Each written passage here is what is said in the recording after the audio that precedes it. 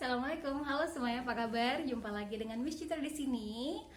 Kali ini aku akan ngobrol-ngobrol via Zoom sama salah satu teman aku di satu tempat kerjaan yang sama. Dia juga pejuang promil, sudah bertahun-tahun menikah, tapi alhamdulillah akhirnya sekarang dia sudah punya anak. Nah, gimana sih kisahnya, perjalanannya selama promil itu? Ikutin terus ya. Oke, sebelumnya apa kabar Ibu Trisni? Oh baik, Miss Citra, apa kabar Alhamdulillah juga? ya. Ya, kita mau curhat-curhat Ya, ngobrol tentang promil-promil boleh yang selama ini boleh. kau jalani, Cie. Silakan. Nah, Saya jadi senang sekali membagikan cerita sukses saya. iya, Oke, ya Bu. karena Ibu tuh luar biasa Hmm. banget menginspirasi, Cila. Ah ya Perjuangannya masa sih? perjuangannya luar Masih biasa. banyak ibu-ibu yang lain yang jauh lebih banyak pengorbanan daripada saya, Bu. Saya cuma Iya, sebentar saja pengorbanan saya. iya. Cuma 7 Tapi kan tahun. yang gue kenal cuma lu doang baru. Berapa lama Iya, baiklah, Bu. ininya perjuangannya waktu itu? Jadi 7 tahun lah ya, karena hamil pertama itu pas 6 tahun pernikahan, hamil tahun pertama itu keguguran. Terus Iya. 6 bulan kemudian hamil lagi dengan melakukan terapi ini tadi. Aduh, mohon maaf ya, Nanti dulu, ada back terapinya sound nanti dulu. vokal anak saya. Aduh, halo Talita. Hah? Aduh sayang, tunggu nak. Ayo Iya, sayang. iya, Maaf iya. ya, mohon maaf ini Oke, oke, saudara-saudara. nggak apa-apa. Maklum nih ada toddler lagi minta ajak main. Ayo sayang, ayo. Pinter. Ayo sambil ikut mama. Jadi ya 7 tahun lah ya, 7 tahun lah, Ah. setahun setengah. Kan Nah, nikah waktu itu 2011 ya. awal-awal promil itu pas tahun keberapa promilnya? Mulai promil. Sebenarnya promil itu udah banyak dokternya ya. Yang Jadi pertama dokter kali yang itu berhasil tahun hamil keberapa? 6 bulan setelah nikah langsung Oh, promil saya oh sekitar langsung. Terus waktu itu 2011 lah ya. pemeriksaannya itu waktu itu apa?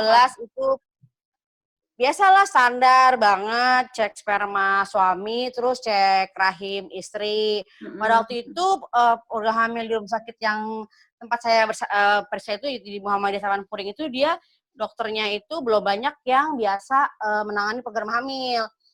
Jadi masih dokter kandungan biasa gitu loh. Iya, Jadi iya. ya pemirsahannya STD banget lah, standar-standar banget. Hmm. Kemudian habis itu lanjut di tahun kedua ketemu dokter yang emang terkenal dengan program hamil, yaitu dokter Prima Porgestian yang lahirin Talita. Jadi dia itu cukup terkena cukup populer di dunia jagat maya, maksudnya sosmed dunia maya gitu lah Iya, ya, iya, iya. karena Cukup banyak eksis banget ya. pasangan-pasangan yang alhamdulillah berhasil. Jadi kalau misalnya mau cekidot dia di Instagram dokter Prima Progresian itu ada. Oke. Nah dia itu follower lumayan banyak sih.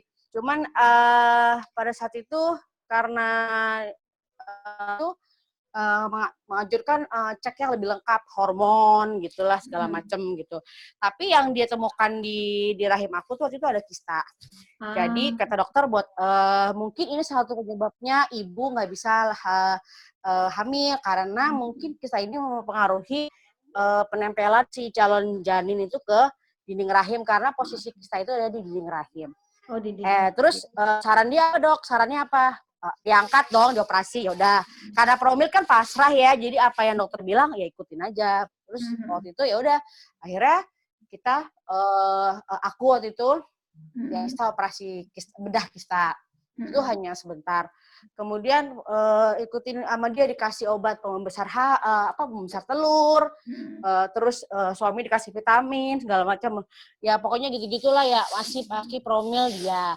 Tapi belum hamil nih dong, udah berapa ya, hampir setahun lah ya. Terus dokter ternyata efek dari pembesaran minum obat pembesar hormon itu, jadi biasalah hari kedua datang dicek, nanti dikasih obat kayak stimulasi induksi hormon pembesaran telur, karena telur aku ternyata PCO kecil-kecil tapi banyak gitu. Jadi perlu diinduksi, perlu dirangsang dengan obat supaya dia memenuhi diameter ataupun ukuran yang minimal untuk bisa matang gitu loh. Jadi PCO itu ternyata banyak ya itunya penderitanya, dan itu salah satu penyebab sulit hamil. Jadi ternyata ada lagi, setelah diperiksa lagi aku ada miom. Jadi setelah kista, miom, bedah miom. Ya ampun. Banyak lah ya dengan dokter yang sama. Nah. Dengan dokter yang sama. Karena dokter ini dia kayaknya tuh ini apa orang gigih ya. Jadi kenapa sih Ibu Tusti nggak hamil-hamil nih ya? Kalau udah pamilan saya udah hampir Dia tahun lebih penasaran gitu juga dengan ya. dia udah daya upaya segala macam. Iya, dia juga sebagai dokter juga penasaran kenapa, soalnya pasien yang lain dengan treatment yang sama banyak yang berhasil, kenapa Ibu Tusti enggak gitu loh. Ya memang balik lagi ke Allah, cuman kan dia sebagai tenaga medis gitu ya mungkin apa lagi yang salah, apalagi yang belum diperiksa, semua udah HSG segala macam itu udah. Jadi abis itu udah miom dong, habis itu udah miom. Ternyata miomnya itu mungkin akibat dari stabil hormon aku karena kan banyak konsumsi obat hormon. Kan jadinya si dengan instabilitas hormon itu mengakibatkan tumbuhlah miom-miom di dinding rahim juga. Menurut dia ibarat rumah di kamar nih ada dinding rahim. Kalau ini dibuahi, terus dia kan harus berkembang dong, harus membesar.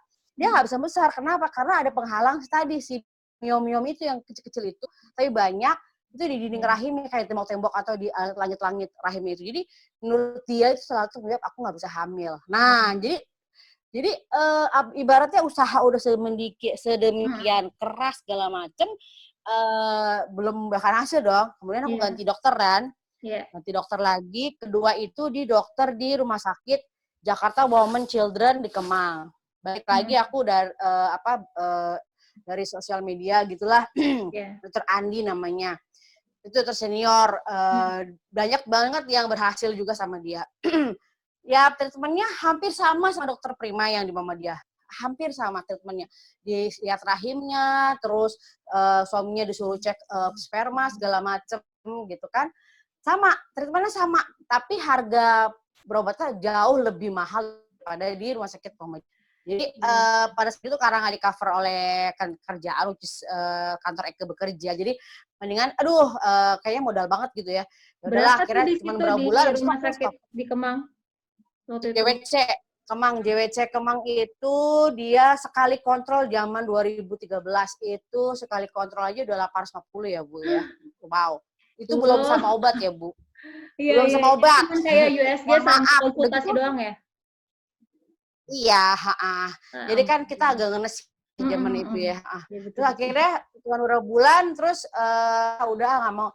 Nah, aku ini lagi lihat di Brawijaya namanya Dokter Uf, tahu dong Dokter Uf yang dokter artis Indra Bekti, dokter artis-artis Ashanti segala macam itu kan berobat sama dia, programnya sama dia, kan berhasil tuh. Nah, aku mau coba ke dia dengan harga yang nggak jauh beda.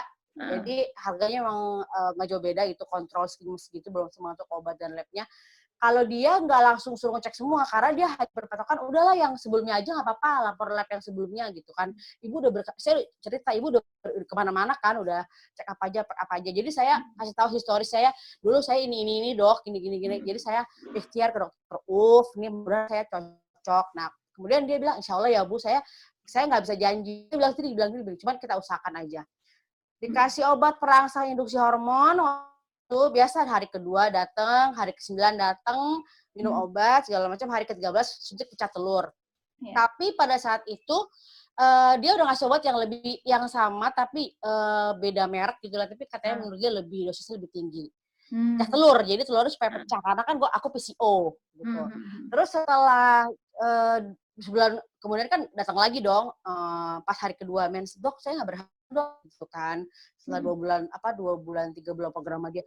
Nah dokter Ufi bingung kenapa nggak berhasil ya.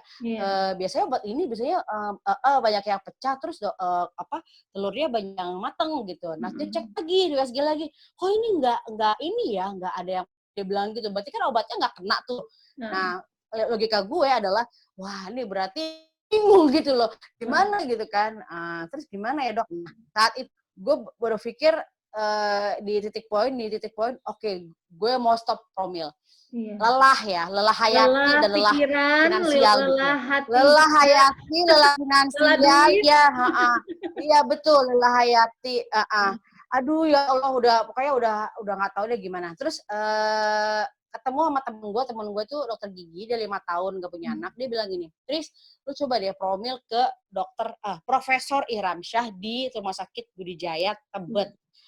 Aduh gila jauh banget, secara rumah gue Ciledug ya. Tebet itu kan mikirnya udah jauh banget. Tris, lu berapa lama sih nikah? Ada 5 tahun sih, dia bilang gitu. Sekarang gini deh, lu nikah itu kerja tujuannya buat apa? Punya anak kan? Kalau emang lu niat banget pengen punya anak, lu harus paling enggak lu berkorban tenaga, waktu segala macam. Betul. Coba aja dulu ikhtiar, namanya ikhtiar. Ya udah, pada saat itu gue bikin ikhtiar, ya udah namanya ikhtiar ya, mudah-mudahan Allah meridoi gitu kan. Kalaupun emang yang dokter ini nggak berhasil, ya udah emang udah pas gitu kan. Nah, yang ini lebih ribet lagi. Memang semua yang program sama dia itu pasti nggak ada yang survive lama gitu, karena hanya yang pasien pejuang kehamilan yang memang sabar dan punya daya juang yang tinggi itu pasti bisa di titik terakhir dan dia bisa survive gitu. Jadi ketemu sama Profesor Ihramsyah ini adalah kalau mau browsing silakan, namanya Profesor Ihramsyah, I-nya ICH RAMSH.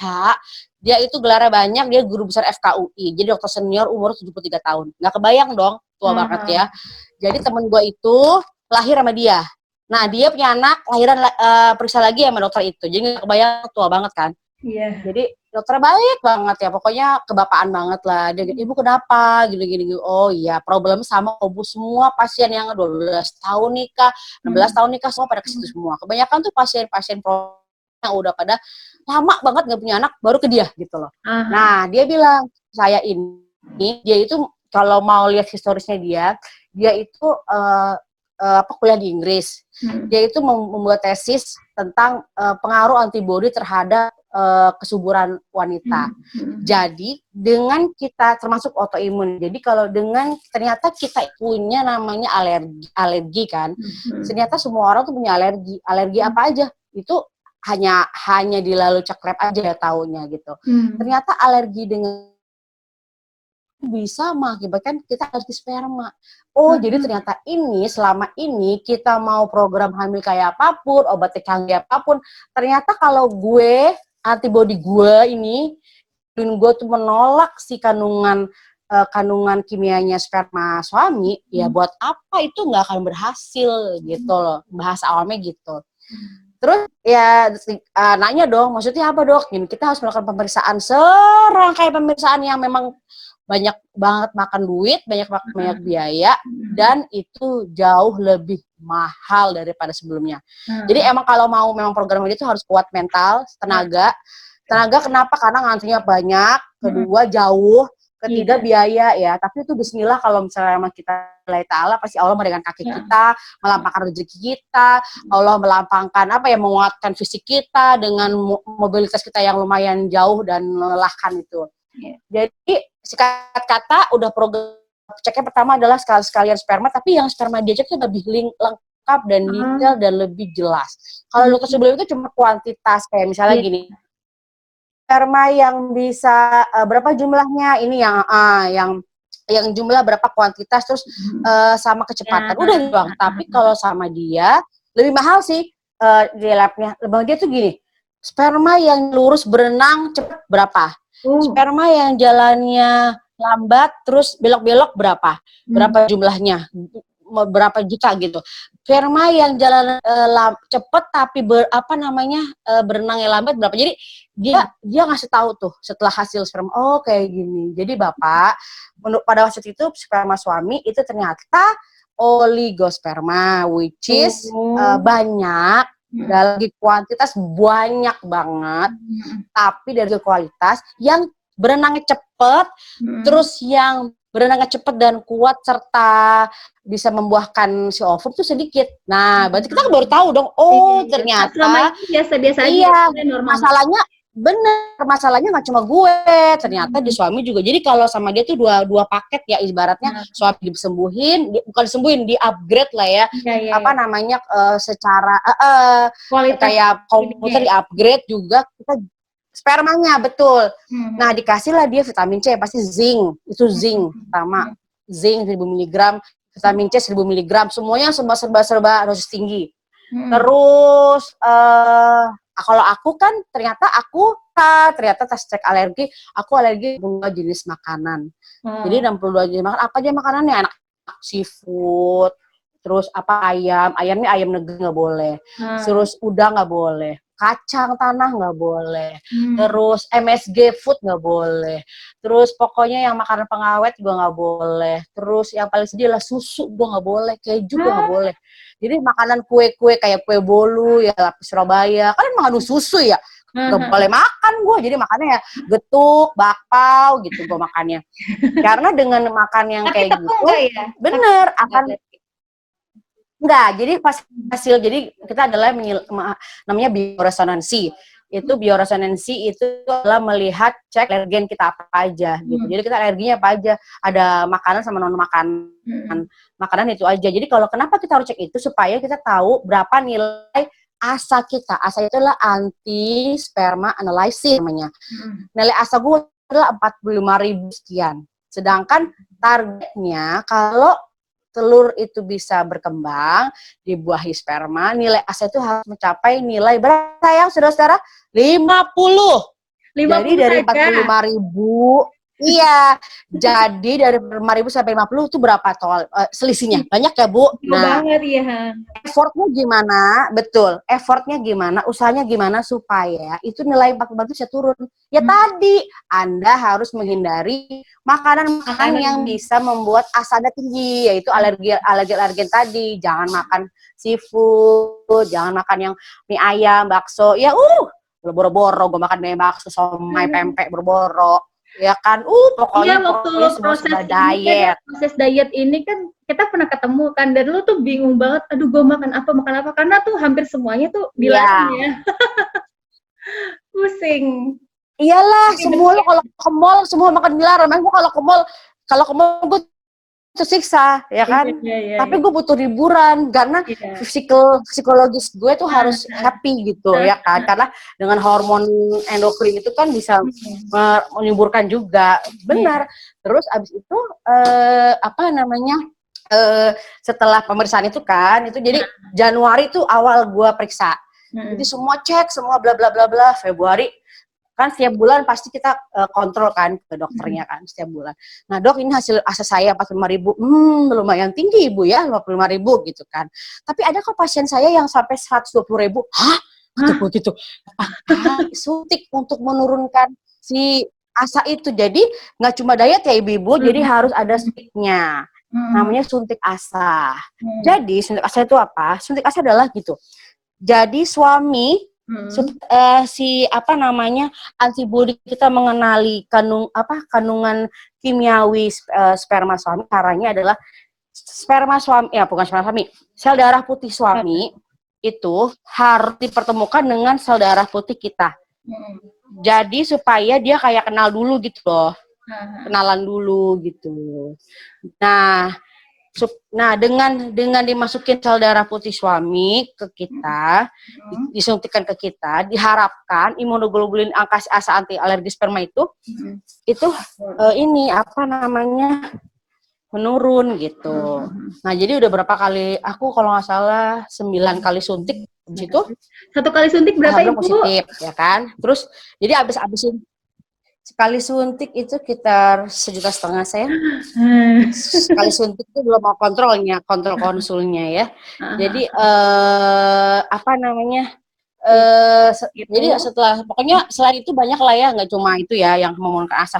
Tapi suster di sana sih pada menguatkan, ibu bersyukur cuma 45.000. Coba ibu, ada pasien saya yang sampai 200 loh bu, ada 20 kali suntik lu hamil, dia bilang gitu.